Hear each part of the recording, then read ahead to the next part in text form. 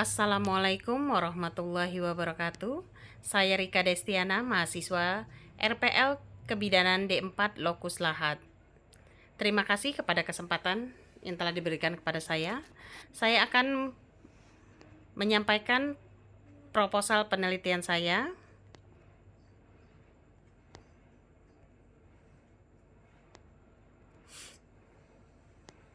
Adapun proposalnya berjudul Hubungan Status Gizi Ibu Hamil dengan Kejadian Bayi Berat Lahir Rendah di RSUD Lahat tahun 2025. Pendahuluan, latar belakang, yaitu bayi berat badan lahir rendah atau BBLR adalah bayi lahir yang kurang dari 2.500 gram, yang menjadi penyebab utama morbiditas dan mortalitas neonatal. Salah satu faktor penting yang mempengaruhi status BBLR adalah status gizi ibu hamil. Menurut Kemenkes RI tahun 2021, ibu hamil dengan lila kurang dari 23,5 cm berisiko lebih tinggi melahirkan bayi BBLR.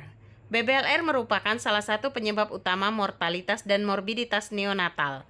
Menurut WHO tahun 2023, sekitar 15-20% bayi di dunia lahir dengan berat badan rendah. Sebagian besar terjadi di negara berkembang. Di Indonesia, angka BBLR masih tinggi. Berdasarkan data Survei Status Gizi Indonesia atau SSGI tahun 2022, menunjukkan prevalensi BBLR sebesar 9,8%.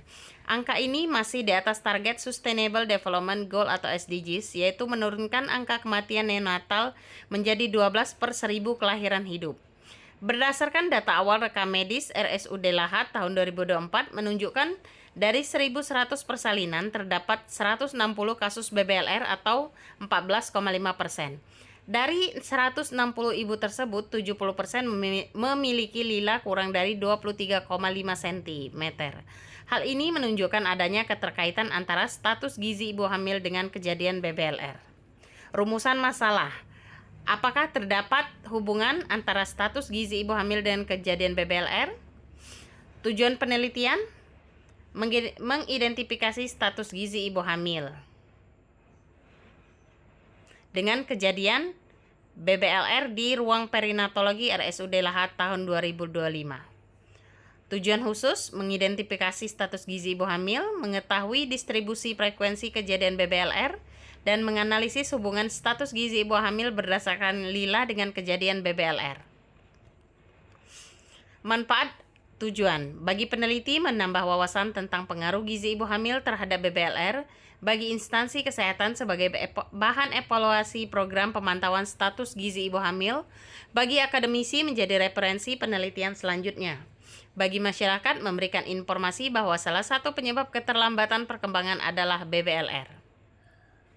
Tinjauan teori. Definisi BBLR yaitu bayi dengan berat lahir kurang dari 2.500 gram tanpa memandang usia kehamilan. Klasifikasinya berdasarkan harapan hidup dibagi menjadi BBLR atau berat badan lahir rendah, BBLSR berat badan lahir sangat rendah, dan BBLER atau berat badan lahir ekstrim rendah. Dan berdasarkan masa gestasi yaitu dibedakan menjadi prematuritas murni dan dismaturitas.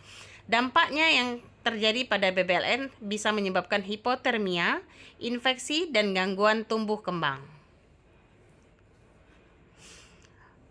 Status gizi ibu hamil yaitu kondisi kesehatan ibu berdasarkan asupan zat gizi diukur dengan IMT sebelum hamil atau lila.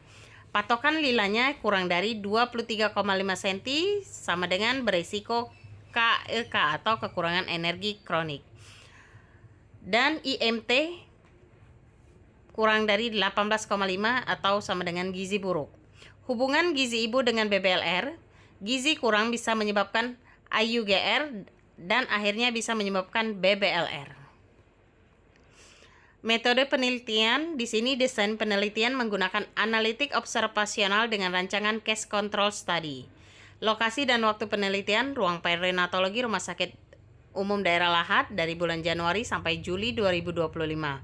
Populasi jumlah seluruh ibu hamil yang melahirkan di ruang perinatologi RSUD Lahat tahun 2025. Sampel ibu hamil yang melahirkan bayi dengan BBLR dan tidak BBLR. Jumlah sampel minimal 60 responden, 30 kasus dan 30 kontrol dengan metode pervasive sampling. Variabel penelitian, independen yaitu status gizi ibu hamil atau lila, dependent yaitu kejadian BBLR. Instrumen penelitian, lembar observasi rekam medis atau data berat lahir. Dan yang kedua, pengukuran lila dengan menggunakan pita ukur lila standar. Teknik pengumpulan data yaitu 1. Mengumpulkan data sekunder dari rekam medis atau BBLR. 2. Melakukan pengukuran lila ibu hamil saat ANC, data primer. Analisis data, analisis univariat yaitu distribusi frekuensi yaitu status gizi dan BBLR. Analisis bivariat yaitu uji chi-square dengan CI 95% dan V kurang dari 0,05. Analis multivariat yaitu regresi logistik jika ada variabel perancu. Etika penelitian, pertama menggunakan informed consent, yang kedua kerahasiaan data, yang ketiga tidak merugikan responden, yang keempat memberikan manfaat, dan yang kelima menggunakan persetujuan komite etik. Demikianlah PPT mengenai proposal saya. Apabila ada yang salah dan kurang, saya mohon maaf kepada Allah, saya mohon ampun. Saya akhiri dengan ucapan wabillahi taufik wal hidayah. Wassalamualaikum warahmatullahi wabarakatuh.